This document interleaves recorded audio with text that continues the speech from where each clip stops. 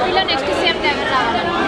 YS Jaganmohan Reddy గారు వస్తారండి. ఆయన పెట్టిన మంచి పథకాలు కానీ ఆయన అన్నీ అమ్మబడి మళ్ళీ లేని వాళ్ళకి ప్రజలందరినీ గమనించే వ్యక్తి. నెక్స్ట్ సీఎంగా కూడా జగన్మోహన్ రెడ్డి గారు వస్తారు. ఎన్నో పథకాలు చేశారండి, లేని వాళ్ళందరినీ చాలా ఆదుకున్నారు సారు. మళ్ళీ నెక్స్ట్ సీఎం కూడా సీఎం జగనే. అంటే తెలంగాణలో చూడబోతున్న కేసీఆర్ గారు ఓడిపోయినట్టే మన ఆంధ్రాలో జగన్ గారు కూడా ఓడిపోతారని చెప్పి చంద్రబాబు గారు అంటున్నారు. ఆయన అట్టాగే చెప్తుంటాడండి. ఆయనకి ఏం మాట్లాడతాడో ఆయనకు తెలియదు. ఆయన 70 ఏళ్ళ వయసు వచ్చినా ఇంకా పరిపాలన గురించి మాట్లాడే హక్కు లేదు. అన్ని పథకాలు ఇవన్నీ చేసేది సీఎం గారేనండి. ఆయన పథకాలు చూసి ఆయన ఓరవలేక మాట్లాడుతున్నాడండి. అయితే ఇప్పుడు పవన్ కళ్యాణ్ గారు అంటున్నారు టీడీపీ పార్టీ జనసేన పార్టీ కలిసి వస్తేనే ప్రజలకు మంచి జరుగుతుందని చెప్పి అంటున్నారు.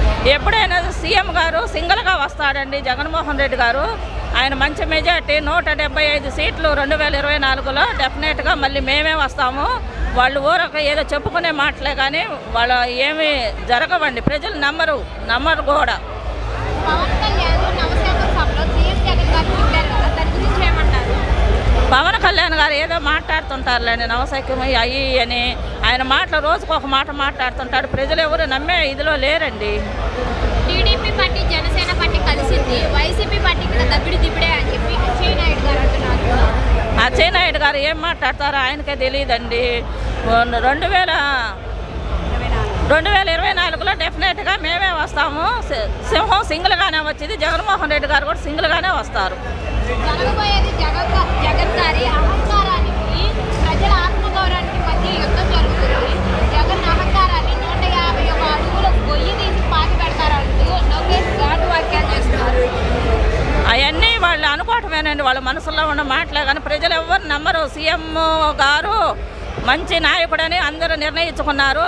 చంద్రబాబు మాటలు కానీ పవన్ కళ్యాణ్ మాటలు కానీ ఎవరు నమ్మరండి. అందరూ మోసపోయారు. ఒకసారి మేము డ్వాక్రా మహిళలకు కూడా డబ్బులు ఇస్తాము రుణమాఫీ అని చెప్పి ఆయన ఇలేదండి. మా సీఎం గారు జగన్మోహన్ రెడ్డి గారు వచ్చిన తర్వాత పేదలందరినీ ఆదుకున్నారు. మహిళలందరినీ ఆయన ఒక ఇదిగా చూస్తున్నారండి. సొంత చెల్లెళ్ళలాగా మాకు ఇళ్ల స్థలాలు ఇచ్చాడు, ఇల్లు కట్టించాడు. మళ్ళీ నెక్స్ట్ కూడా సీఎం రావాలని మేము ఆడవాళ్ళం అందరం అనుకుంటున్నామండి. యువగలం నవశాఖలో చంద్రబాబు గారు ఫుల్ హామీలు ఇస్తున్నారు కదా, మహిళలకి బస్సులు ఫ్రీగా ఇస్తాం, గ్యాస్ ఫ్రీ అన్నారు. అంతకుముందు కూడా ఆయన అదే చెప్పాడండి. పథకాలు అన్నీ పెట్టాడు కానీ ఒక్కటి కూడా అమలు చేయలేదండి.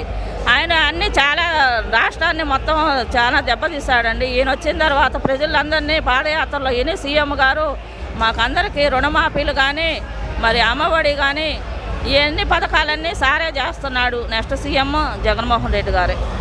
అయితే యువగలం నవశేఖర సభలో లోకేష్ సీఎం గారిని ఇష్టం వచ్చినట్లు సైకో అని చెప్పి తిడుతున్నారు కదా, ఏమంటారు? వాళ్ళు మనస్తత్వం, వాళ్ళు సైకోలండి. వాళ్ళు సైకోలని వాళ్ళు చెప్పుకోలేక మా సీఎం గారి మీద బురద చల్లుతున్నారు.